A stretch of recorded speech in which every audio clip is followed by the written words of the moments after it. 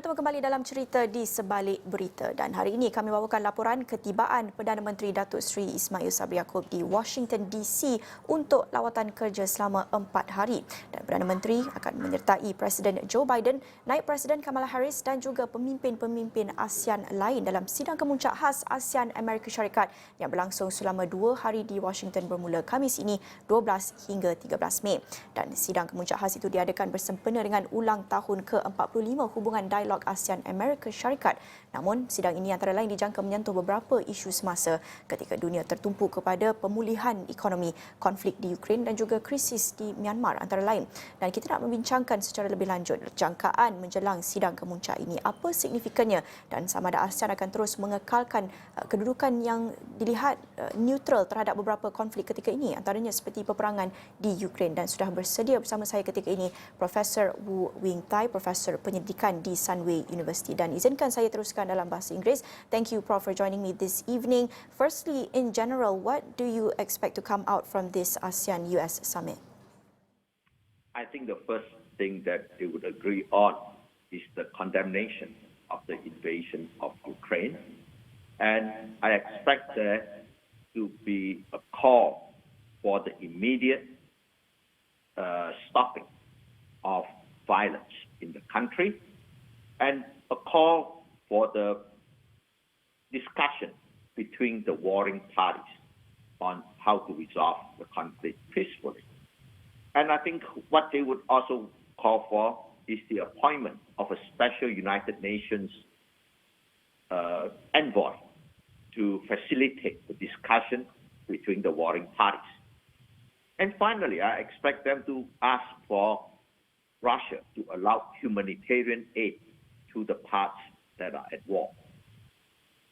Prof, I do want to talk a little bit more about ASEAN's stance towards these issues, but before that, we also want to look at the message that the US perhaps would want to send or convey to the international community from this summit. What exactly do you think the US wants the international community to see from their approach towards this summit? I think that the US would want to portray this as a conflict between democracy and autocracy. And I think the strong message that they want to send to ASEAN is that we will stand by our allies, especially, like for example, the NATO countries. And the other message is that for non-allies like Ukraine, because Ukraine is not a member of NATO, if your enemy is my enemy, I'm glad to help you fight a proxy war with your enemy. And so that's the message that they want to send. Basically, as long as American lives are not involved, the United States will be willing to defend Ukraine down to the last Ukrainian. But I think the bigger message there that they want to send is that if China were to invade Taiwan, the United States is very likely to do what it is now doing in the Ukraine. In other words, to support the Taiwanese if there were an invasion. That, I think, is the big message that the United States wants to send to China. Prof, as you've mentioned earlier, the US and ASEAN obviously will be expected to face several thorny issues, one of which, or perhaps the most prominent, would probably be the current crisis in Myanmar. Do you expect a stronger push from the US, and how do you think the ASEAN countries will react to this? Well, first of all, there's no consensus within ASEAN on what to do about Myanmar. Like Indonesia has very strongly asked for the restoration of democracy in Myanmar. And furthermore, Malaysia most recently has said that ASEAN ought to be in touch with the National Unity Government, which consists mostly of members of the Aung San Suu Kyi government that has been ousted. The important thing is countries like Cambodia and Laos are unlikely to back what Indonesia and Malaysia have suggested. And so I do not expect there to be a consensus ASEAN position on how to press Myanmar any further.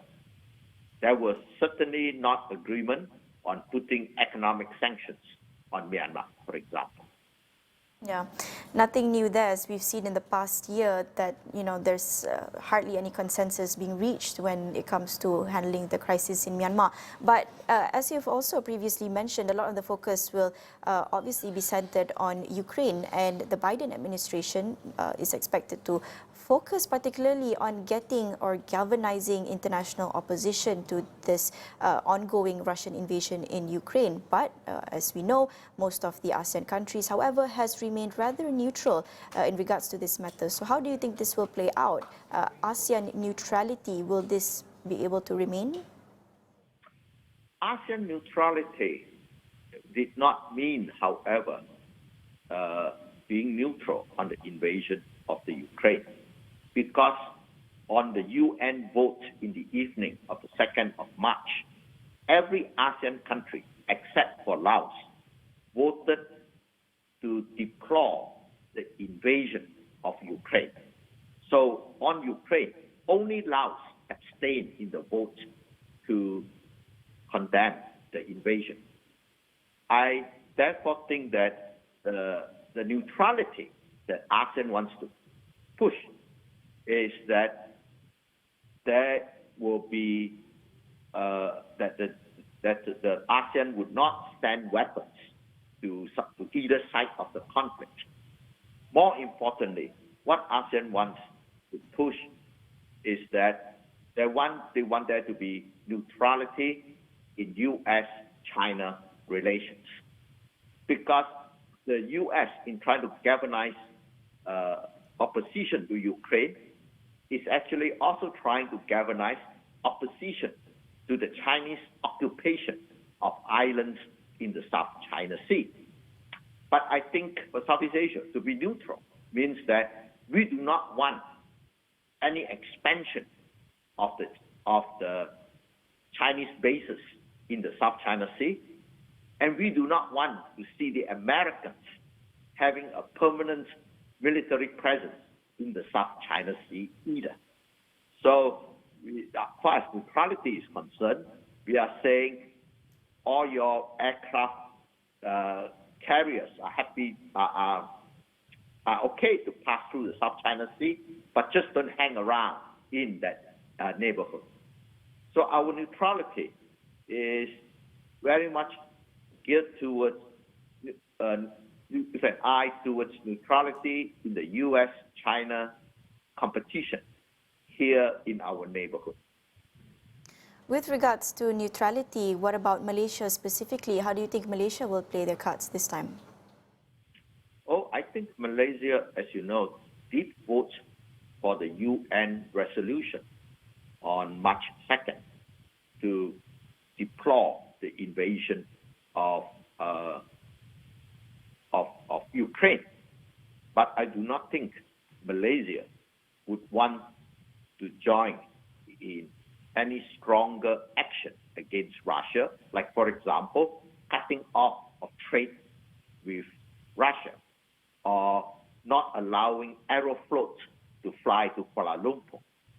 In other words, we want to keep separate the military conflicts from the economic engagements that Malaysia has with Russia. That's what I think our neutrality would be. Apart from the main summit between the United States and ASEAN, there will obviously also be a lot of dialogues and meetings, discussions held on the sidelines. What do you think will be our focus between Malaysia and the US? I think one thing that Malaysia should get the US to focus on is that it should return to CPTPP. In other words, Malaysia had joined the TPP, and then the United States stepped away, basically not giving Malaysia the market access that it had agreed to. In other words, the return of the United States to Asia should not just be a military one. The return of the United States to Asia should also be greater economic engagement with Southeast Asia.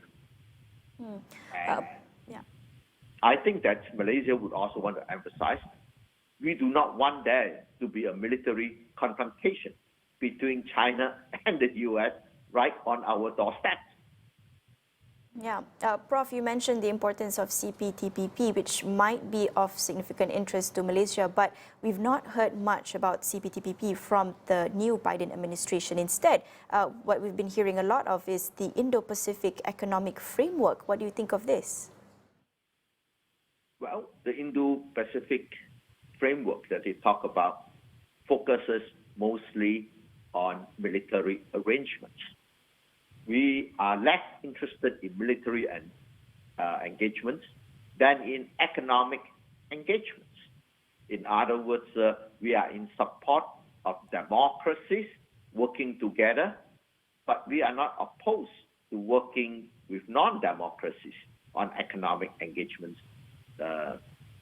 So being neutral for us is we do not take sides in the U.S. alliance that is being formed against China. The latest one being AUKUS. Because AUKUS is all about putting nuclear submarines in the South China Sea. And we certainly don't want any of these nuclear weapons in our neighborhood. And it's not our weapons to begin with. And the U.S. will put nuclear weapons there. That is tempting the Chinese to put nuclear weapons there too. So we certainly want the U.S. not to unilaterally assert a military alliance. What we want is a broader framework under the United Nations. In other words, we want there to be international laws that are practiced rather than a set of recommendations given to us unilaterally by one of the countries in the confrontation. Surely there's much to be discussed and observed with the US-ASEAN Summit, but unfortunately that's all the time that we have. Thank you so much, Prof, for joining us today. Terima kasih kepada Profesor Wu Wing Tai, Profesor Penyelidikan Sunway University, sudi bersama saya dalam cerita jam ini untuk mengulas mengenai Sidang Kemuncak ASEAN-Amerika Syarikat esok yang akan kami bawakan laporan penuh di astroawani.com dan juga di buletin-buletin di Astro Awani di saluran 501. Dan itu sahaja perkongsian untuk cerita jam ini. Bersama saya Nala Huda, kita jumpa lagi. Salam hormat.